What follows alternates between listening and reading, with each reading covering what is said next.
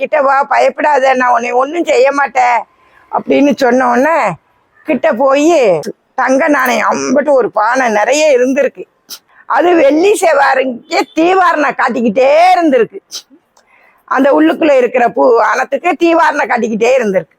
2 சைடும் புளிய மரம் தோப்பா இருந்திருக்கு. ரோட்ல 2 சைடும் அந்த நேரம் நிறைய புளிய மரங்கள், வேப்ப மரங்கள் இருந்து. இப்பதான் ரோடை விரிவுபடுத்துறேன்னு அவளை மரத்தையும் வெட்டி போட்டாங்களே. அப்போ 2 சைடும் புளிய மரம் நிறைய இருந்திருக்கு. அப்போ அங்கே போயிட்டு வரும்போது அவர் முன்னாடி போயிட்டாராம். இந்த பாட்டி பார்த்து பேர் சொல்லியே கூப்பிட்டுருக்கு. பேர் சொல்லி கூப்பிட்ட உடனே இவங்க பதறி 2 நாள் ஓடி வந்துட்டாங்க. வந்துட்டு ஒரு நாள் கனவுலையும் போய் பேரை சொல்லி கூப்பிட்டு, நான் உனக்கு பணம் வச்சிருக்கிறேன், கொடுக்கணும்னு நினைக்கிறேன், நீ அந்த புதையலை வாங்காம ஓடி வரைய, நான் உன்னை ஒன்றும் செய்ய மாட்டேன், நீ அதை வாங்கிட்டு போயிரு அப்படின்னு கூப்பிட்டு கனவுல போய் தெரிஞ்சிருக்கு. கண்ணுக்கு தெரிஞ்ச உடனே மறுநாளும் அதே மாதிரி காலையில் 5 மணிக்கு அவங்க வயக்காட்டுக்கு போயிருக்காங்க. போகும்போது இதை பேர் சொல்லியே கூப்பிட்டுருக்கு. கூப்பிட்ட உடனே அவங்க அண்ணன் ஒரு ஆள் ஒன்றா வந்திருக்கிறாரு. வந்த உடனே அது சொல்லியிருக்கு இங்கிட்டு வந்து, ஏன்னா இது இப்படியே இந்த இடத்துல கூப்பிடுது. ஒரு கோயில் இருக்குதான், அதில் ஒரு இடிஞ்ச கட்டமண் வீடு, பழைய வீடு, பழைய காலத்தில் வீடு இடிஞ்சு போய் கிடக்கு, 2 புளிய மரத்துக்கும் உடைய.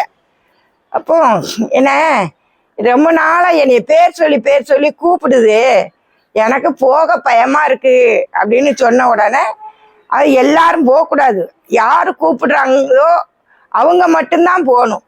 உடனே அவர் கொஞ்சம் தூரம் ஒரு அங்குக்கு தள்ளி நின்றுக்கிட்டு, நான் இங்கே நிற்கிறேன், நீ பயப்படாம போ, உன்னை ஒன்றும் செய்யாது, போய்தான் பாரு அப்படின்ட்டு இருக்காரு.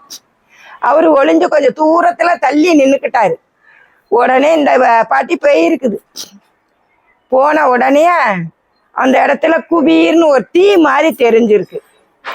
தீ பிடிச்சி தெரிஞ்ச மாதிரி, கிட்ட வா, பயப்படாத, நான் உன்னை ஒன்றும் செய்ய மாட்டேன் அப்படின்னு சொன்ன உடனே கிட்ட போய் ரத்தத்தை விட்டு கையில் லேசாக இதை வச்சு கிழிச்சு ரத்தத்தை சுற்றி விட்டுருக்கு.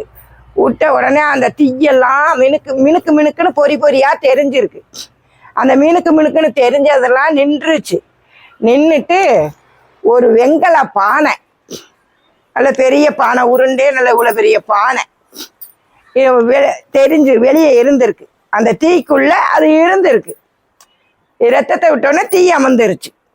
உடனே பாட்டி பானையை எடுத்து இடுப்புல இடுக்கிக்கிட்டு சேலையை போட்டு நல்லா இப்படி மூடி ஊருக்குள்ள கொண்டு வரணும்ல, தெரியாம வீட்டுக்கு கொண்டு வந்துட்டாங்க.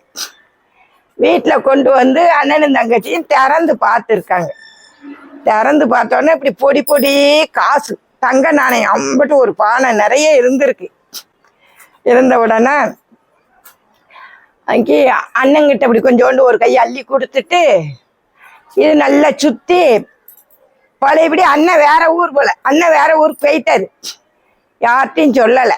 இது நல்ல ஆழமா குழி தோண்டி வீட்டுக்குள்ள, மண் வீட்டுக்குள்ள நல்ல குழியை தோண்டி யாரு வந்து எடுத்துருவாங்க அப்படின்னு.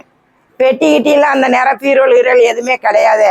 பழையபடியும் உள்ளுக்குள்ள வச்சு மேலே மண்ணை போட்டு நல்லா பூசிடுச்சு பாட்டி.